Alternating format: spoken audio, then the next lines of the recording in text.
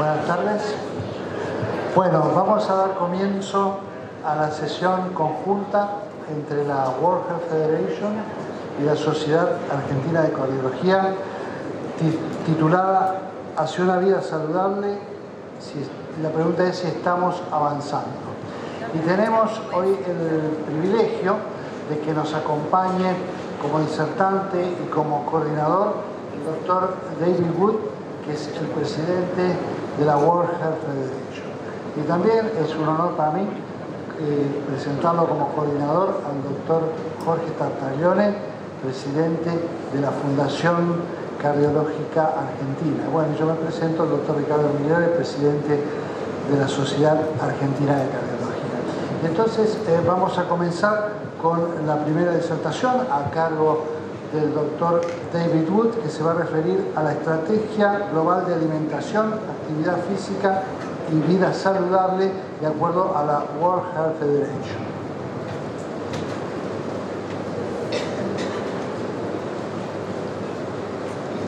Thank you very much, and I very much welcome this opportunity for a joint session between the World Heart Federation and the Argentinian Society of Cardiology, and I am going to begin with a description of our strategy in relation to diet and physical activity and healthy living, focused on a recent white paper that we published and released at the UN high-level meeting in New York this September.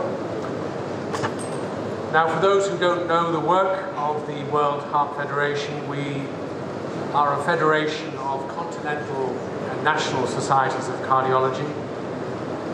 The Inter-American Society of Cardiology, the Argentinian Society of Cardiology, for example. But equally importantly, half of our constituency comes from continental and national heart foundations, like the Inter-American Heart Foundation and the Heart Foundation in Argentina. So we embrace both the profession of cardiology, but also the patient voice through the heart foundations. And our role is global advocacy for cardiovascular health to WHO and other UN agencies. So we have a role in political advocacy, and our target is 25 by 25. The original WHO target set in 2011 at the first UN high-level meeting on non-communicable diseases. And that target is a 25% reduction in premature mortality from non-communicable diseases by the year 2025.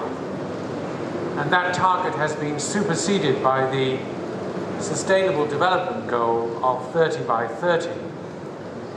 Now a 30% reduction in premature mortality from non-communicable diseases by 2030. And premature is defined as under the age of 70 years. And if these targets are to be achieved, they can only be achieved through a substantial reduction in mortality from cardiovascular disease, which is the commonest of the non-communicable diseases. Now, the third UN high-level meeting on non-communicable diseases took place in New York on the 27th of September this year. The theme was Time to Deliver. And you see here pictured on the right Dr. Tedros, the new Director General of WHO appointed last year, shaking the hands of the new WHO Ambassador for non-communicable diseases, Michael Bloomberg. And in the bottom right-hand corner of the screen, you may just be able to see a picture of the assembly itself, and Dr. Tedros asked everybody in the room to stand up if they suffered from a non-communicable disease themselves or a member of their family or close friends, and virtually everybody stood up in the room, illustrating poignantly the burden of non-communicable diseases worldwide, which is the commonest cause of death. We announced, as the World Heart Federation, on behalf of our Global Coalition for Circulatory Health, our new white paper, Driving Sustainable Action for Circulatory Health. Here is the EU Commissioner for Health and Food Safety making the public announcement, and this white paper is available on the World Heart Federation website. What is the Global Coalition for Circulatory Health? It is all of the international organizations like the World Heart Federation, which are in official relations with WHO and have some stake in circulatory health. And we have a leadership group comprised of the following organizations, and you can see by looking down this list that we embrace not just specialists working in hospitals, but also family doctors, nurses, patient organizations, and finally public health associations. In other words, the complete spectrum of international organizations concerned with circulatory health. And in the white paper we have defined 4 priority areas on which we invite the Global Coalition for Circulatory Health to take action. And I want to address each of these 4 areas in turn. The first is prioritizing multi-sectoral and cost-effective interventions. And we have chosen the following interventions as the best buys for reducing the burden of cardiovascular disease. The first is the Framework Convention on Tobacco Control and its implementation. This convention has led to the public ban on smoking in public places. It has led to taxation on cigarettes and related tobacco products with a corresponding reduction in their use. It has led to graphic representations on cigarette packets of the consequences of smoking, and most recently to plain packaging led by the Australian government. This single convention, which has the signatories of the majority of countries in the world, is really addressing the burden of tobacco use and seeking its reduction. Tobacco is the single most important cause of cardiovascular disease, and so this is our top priority. A second priority is obesity. We have a growing tide of obesity in the world, particularly in children and young people, and in the wake of obesity we have diabetes following, with all of its attendant risks in terms of microvascular and macrovascular disease. And so we have prioritized the WHO Ending Childhood Obesity Report as a framework for action by the Global Coalition. And thirdly, and finally, reformulation of foods to reduce sodium and eliminate trans fatty acids. And trans fatty acids are completely artificial. They increase the risk of developing cardiovascular disease. The Danish government banned the use of trans fatty acids in all foods in their country many years ago, and WHO has now adopted this policy as well to eliminate trans fatty acids from all food production. The second priority is fostering access to prevention and care of circulatory diseases.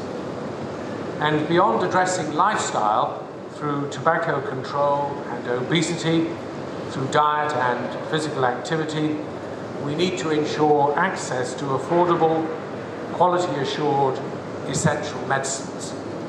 And the list of medicines that you see here are all on the WHO Essential Medicines list, and they are required for both secondary and primary prevention of cardiovascular disease. But if you look at the epidemiological data, and these come from the PURE study, for patients with coronary disease on the left and for patients with stroke on the right, and moving from left to right, you have the use of these drugs in high income, upper middle income, lower middle income and low income countries, and the grey bars represent no drug therapy prescribed whatsoever for patients with coronary disease or stroke. And overall, around the world, about half of all patients with coronary disease are receiving no drug therapies whatsoever, and similarly for stroke. But as you can see from these figures, there is enormous inequity in the availability of these essential medicines between countries at different levels of economic development, with the vast majority of patients in low-income countries receiving no drug therapies whatsoever for either coronary disease or stroke. Our third priority is mobilizing resources for circulatory health. So beyond a lifestyle intervention and the use of essential medicines, we need to be able to resource the healthcare system to deliver better prevention and control. And where do we get that money from? Well, we tax unhealthy products. We tax tobacco, we tax alcohol, unhealthy foods, sugar-sweetened non-alcoholic beverages, and so on. Taxation is a major source of revenue for governments, and that revenue can be channeled into the health service to advance prevention and control of circulatory diseases. For governments, they come up against opposition from industry, from the tobacco industry, from the food industry, and so on. But nonetheless, there is a benefit to government from raising taxes in this way, because they can plough them in to prevention and control of circulatory diseases for the benefit of their populations. And then finally, the fourth objective is measuring and tracking progress. We need reliable, simple, and fit-for-purpose surveillance systems to monitor the burden of disease, the prevalence of risk factors, and how they are being treated. If we do not have these data, we don't know whether or not we are accomplishing what we aim to accomplish in terms of prevention and control. And so we need to be able to have in place reliable, simple surveillance systems. So in summary, this white paper for circulatory health is focused on four key areas. The first relates to lifestyle, because it is lifestyle that is driving the burden of non-communicable diseases and specifically cardiovascular disease. And we need to address lifestyle, and specifically tobacco, obesity, and unhealthy foods. But secondly, beyond lifestyle, and for patients who have already developed the disease or are at high risk of doing so, we need access to essential drugs to prevent and treat heart attacks and strokes, and these need to be available worldwide. Thirdly, how do we pay for this? We need to advocate for heavy taxation of unhealthy products and to channel those revenues from tax into our healthcare systems. And finally, we need to measure and monitor outcomes and hold our policymakers and politicians to account. The Global Coalition for Circulatory Health and this white paper, which is available on the World Heart Federation website, is an important step forward in working towards the goals of 25 by 25 and the Sustainable Development Goal of 30 by 30. The time has come to implement what we know, to translate science into practice, efficacy into effectiveness and cost-effective prevention and control of cardiovascular disease. And may I finish by inviting all of you to Dubai. It's a long way away, but there we are holding the next World Congress of Cardiology and Cardiovascular Health from the 5th to the 8th of December this year, and it will be preceded by our third Global Summit on Circulatory Health from December 4th to 5th, and the theme of the summit is access to essential medicines and technologies. Thank you very much. Muchas gracias, Dr. David Wood.